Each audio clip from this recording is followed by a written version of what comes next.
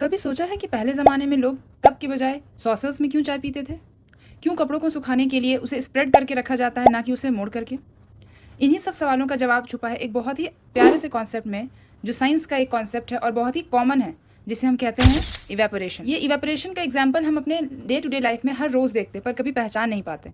तो चले आज बात करते हैं इवेपोरेशन के बारे में। तो इवेपोरेशन साइंस का एक ऐसा प्रोसेस है जिसमें लिक्विड स्टेट ऑफ मैटर जो होता है वो उसको हीट किया जाता है, तब वो चेंज हो जाता है गैसियस स्टेट में।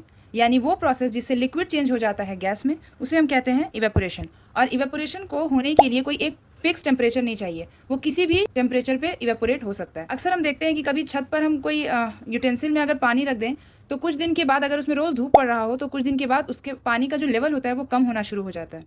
कैसे होता है? क्योंकि जो सन का हीट उस पानी पे पड़ रहा है, उसकी वजह से क्या हो रहा है कि वो लिक्विड इवेपोरेट हो जा रहा है, भाप बन के एयर में चेंज हो जा रहा है, गैस में चेंज हो जा रहा है। इसी प्रोसेस को हम कहते हैं इवेपोरेशन। अब ये एक्टिविटी से हम आपको इवेपोरेशन और कंडेंसेशन के बीच में डिफरेंस शो करेंगे। ये एक बाउल है हमारा, जिसमें हमने रख दिया है हॉट वाटर। ये फुल्ली हॉट है और इसमें से वेपर्स आ रहे हैं, यानी भाप बन के ये निकल रहा है। अब अगर हम इसे किसी लिड से ढक दें, अब हम कुछ देर के बाद जब ये लिड उठाएंगे तो इसमें आपको छोटे छोटे वाटर वेपर्स देखने के लिए मिलेंगे। अब इस लिड को जब हमने उठाया तो हम देख सकते हैं यहाँ पे छोटे छोटे वाटर ड्रॉपलेट्स यहाँ पर बन चुके हैं, फॉर्म हो चुके हैं। This is the water droplets which I am talking about. ये वाटर ड्रॉपलेट्स कैसे बन गए?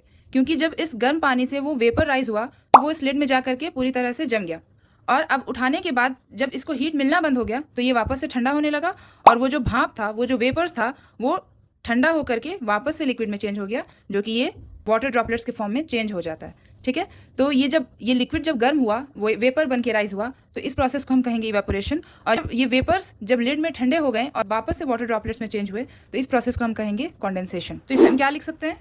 इसे हम कह सकते हैं liquid to vapour at any temperature. वो प्रोसेस जिससे लिक्विड वेपर में चेंज हो जाता है किसी भी टेम्परेचर पे, ज़रूरी नहीं कि वो उसका बॉइलिंग पॉइंट हो, तो उस प्रोसेस को हम कहते हैं इवेपोरेशन। बहुत से ऐसे फैक्टर्स होते हैं जिसकी वजह से इवेपोरेशन का रेट कभी बढ़ जाता है, कभी घट जाता है। तो वो कौन से फैक्टर्स हैं? सबसे पहला जो हमारा फैक्टर होता है वो होता है सरफेस एरिया। इस वीडियो के शुरुआत में जो हमने आपको एग्जाम्पल बोला था कि क्यों पहले ज़माने के लोग कप के बजाय सॉसर्स में चाय पीना प्रेफर करते थे, या फिर हम कपड़ों को स्प्रेड करके क्यों सुखाते हैं, फोल्ड करके क्यों नहीं सुखाते हैं, इसका जवाब इसी सरफेस एरिया में। तो सरफेस एरिया का मतलब होता है किसी चीज़ का जो एरिया होता है जिसमें वो लिक्विड रखा हुआ है, वो कैसा है, वो बहुत बड़ा है या बहुत छोटा है। जस्ट फॉर एन एग्जाम्पल, हमने लिया ये हैंडकरचीफ। अब हम इसे स्प्रेड करके सुखाएंगे या इस तरह से फोल्ड करके सुखाएंगे? तो अगर हम इसे फोल्ड कर दें तो इसका एरिया घट जाएगा, लेकिन वही अगर हम इसे स्प्रेड कर दें तो इसका एरिया बढ़ जाएगा, और इसमें जो लिक्विड प्रेजेंट होंगे, जो पानी इसमें होगा, उसको एरिया मिल जाएगा वेपराइज करने के लिए। ठीक है, तो इसका मतलब क्या हुआ कि किसी भी चीज़ में जिसमें लिक्विड रखा हुआ है, उसका सरफेस एरिया अगर बड़ा होगा तो उसे आसानी होगी वहाँ से वेपराइज करने में, उसे जगह मिल जाएगा। लेकिन अगर उसका एरिया छोटा होगा तो फिर टाइम लगेगा वेपराइज होने में। ठीक है, तो सॉसर का एरिया क्योंकि बड़ा होता है कप से, इस वजह से चाय ठंडी होने में वक्त कम लगता है। उसी तरह से जो कपड़ों को हम सुखाते हैं तो उसे इसलिए स्प्रेड किया जाता है ताकि उसका सरफेस एरिया बढ़ जाए और इवेपोरेशन रेट भी बढ़ जाए और वो कपड़ा जल्दी सूख जाए। तो सरफेस एरिया को अगर बढ़ाया जाएगा तो इवेपोरेशन का रेट भी बढ़ेगा। ठीक है, जितना ज़्यादा सरफेस एरिया उतना ज़्यादा rate of evaporation. Next factor is temperature. अगर टेम्परेचर बढ़ेगा, यानी गर्मी अगर बढ़ेगी, उसे हीट मिलेगी, तो इवेपोरेशन भी बढ़ेगा। और अगर टेम्परेचर घटता है तो इवेपोरेशन भी घट जाएगा। ठीक है, क्योंकि जितना ज़्यादा उसे हीट मिलेगा उतना ज़्यादा पार्टिकल्स में काइनेटिक एनर्जी आएगी और उतनी ज़्यादा तेज़ी से वो गैस में चेंज हो जाएगा। ठीक है, अब third factor is humidity. Humidity basically कहा जाता है एयर में प्रेजेंट वाटर वेपर्स को। जब गर्मी बहुत ज़्यादा होती है तो अक्सर कोस्टल एरियाज़ में, जो एरिया नदी के किनारे बसे होते हैं, वहाँ की गर्मी अलग होती है। क्यों? क्योंकि वहाँ के एटमॉस्फेयर में वाटर वेपर का कंटेंट ज़्यादा होता है। ठीक है, जिसकी वजह से वहाँ गर्मी ज़्यादा लगती है, ह्यूमिडिटी ज़्यादा हो जाती है।